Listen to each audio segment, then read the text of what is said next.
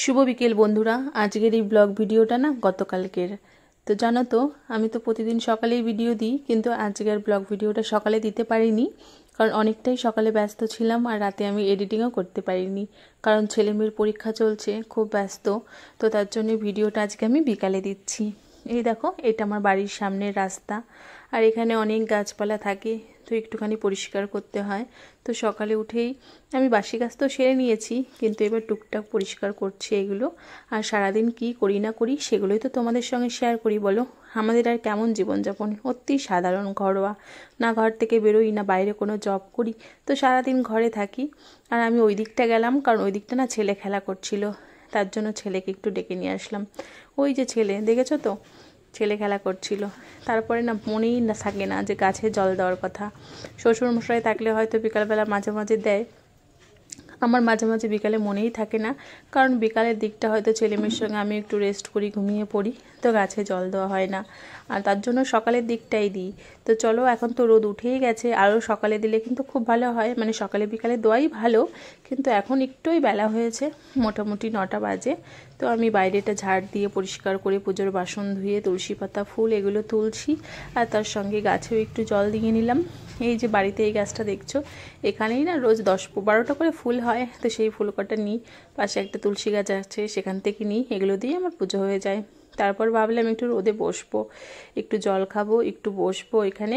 তো তারপরে ছেলে খেলা করছিল রাস্তার সামনেই, আর খেলতে খেলতেই কিন্তু একটা বিপদও ঘটিয়ে ফেলেছিল। রাস্তায় না কে যেন ব্লেড ফেলে রেখেছিল, আর সেইখানেই ছেলে হাত দিয়ে ওর হাত কেটে গেছিলো। এত চোখে চোখে রাখছি, তবুও যেন বিপদ সব সময় দোরগোড়ায় এসেই ধরা দেয়, কে জানি কে রেখেছিল। তো তারপর দেখো, সকালে ঘরে এসে ছেলেকে নিয়ে, এই যে ছেলে বলল যে মা আমি একটুখানি ম্যাগি খাবো, কিন্তু আজকে আমি ম্যাগিটা ঝোল ম্যাগি খাবো না, শুকনো ম্যাগি ভাজা ভাজা। আর এই ম্যাগিটা আমার ছেলে ভীষণ পছন্দ করে।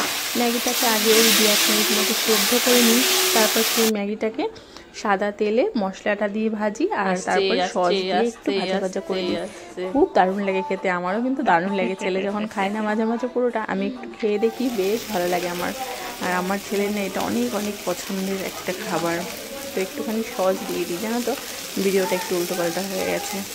তো যাই হোক, এইভাবে রান্নাটা করে দেখো, ভুলে গেছিলাম দেখাতে, তো তোদেরকে দেখিয়ে দিলাম। একটু মশলা দিয়ে ভাজা ভাজার পরে এর মধ্যে সস তুলে দিয়ে ভালো করে একটু নাড়াচাড়া করে, বেশিক্ষণ ভাজতে না, অল্প একটুখানি নাড়াচাড়া করে তারপরে গরম গরম বাচ্চাদের দিতে পারো। ভালো বাচ্চারা খায়, হেলদি কিনা জানি না, কারণ ম্যাগিটা কোনোদিনই আমার মনে হয় অতটা হেলদি নয়। এর মধ্যে সবজি দিয়ে রান্না করলেই ভালো, কিন্তু আমার ছেলে এরকমভাবে ভালোবাসে বলেই কিন্তু আমাকে এরকমভাবেই দিতে হয়।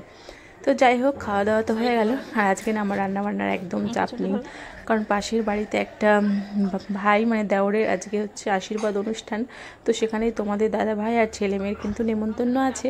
তো আজকে আমি বাড়িতে একা খাবো, তার জন্য সকালে আমার রান্না হয়ে গেছে।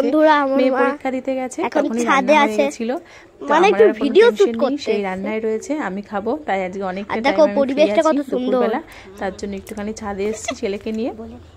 ওই যে নিচে খেলা করছিল, দুষ্টুমি করছিল, তো বললাম চলো ছাদে, চলো ছাদে গিয়ে খেলা করবে, একটু রোদে বসবে, আমিও একটু বসবো। যদিও সকালে রোদটা ভালো লাগে, এখন বেশ চড়া রোদ হয়ে গেছে, কিন্তু আমাদের চারপাশের পরিবেশটা দেখেছো তো, এটা দেখলেও শান্তি, সবুজের সবুজ। তা মাঝে মাঝে উঠে পড়ি ছাদে, জানো তো, এই পরিবেশটা দেখার জন্য। কি জানি, আমার মনে হয় চোখ দুটো শান্তি পায়। আজকাল সব সময় এত ফোনের দিকে তাকিয়ে থাকি আর অন্যান্য কাজে ব্যস্ত থাকি, যে একটুখানি বাইরে সবুজের মাঝে যাব, ভিডিও বানাবো, কি একটু নিজে একটু ঘুরবো, হাওয়া বাতাস খাবো, সেটা যেন হয় না, ঘর থেকে বেরোনোই হয় না। তাই মাঝে মাঝে আমি চেষ্টা করি একটু বিকালে গিয়ে ছাদে ঘোরাফেরা করার, মানে যেদিন ঘুমাই না আর কি।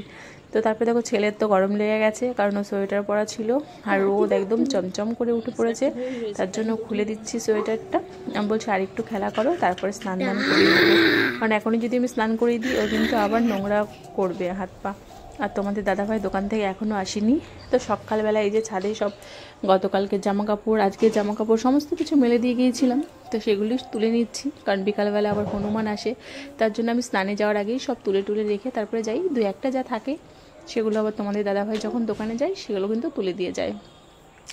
তো এই ছাদে প্রচুর হনুমান আসে, প্রত্যেক দিন আমার দড়ি বা সেগুলো ভেঙে ছিঁড়ে দিয়ে যায়, কিন্তু কী করা যাবে, ছাদে দিলে কিন্তু বেশ ভালো তাড়াতাড়ি শুকিয়ে যায়। তো চলো এবার স্নান ধান করে নিই, কারণ অনেকটাই বেলা হয়ে গেছে। বসে আছি, রান্না নেই বলে যেমন সময়ও কাটছে না, আবার মনে হচ্ছে এই কাজটা করি ওই কাজটা করি, মানে কোনটা ছেড়ে যে কোনটা করব সেটা আমি বুঝতেই পারছি না। তো তোমাদের সঙ্গে একটু একটু ভিডিও আমি শেয়ার করছি আমার সারাদিনের। আজকে ভিডিওতে শুধু আমাকেই দেখবে, কারণ মেয়ে গেছে পরীক্ষা দিতে আর তোমাদের দাদাভাইয়ের দোকানে, আরও ছেলে আমার পেছন পেছন আছে, খেলা করছে। তো যাই হোক, তবে স্নান করে নিলাম, স্নান দান করে নিয়েছি। এবার স্নান দান করে পুজো টুজো দিয়ে নিয়েছি। এবার তোমাদের দাদাভাই বাড়ি চলে আসলেই ছেলেকে রেডি করে দেবো, ওরা দুজনে গিয়ে খেয়ে আসবে। আর হ্যাঁ, মেয়েও তো আসবে সেই 3টে সাড়ে 3টের সময়। তো মেয়ে না আসলেও তোমাদের দাদাভাই খেতে পারবে না, তাই আমি অপেক্ষা করছি কখন তোমাদের দাদাভাই আসবে, কখন মেয়ে আসবে, কারণ ওদের ফেলে আমিও একা খেতে পারছি না।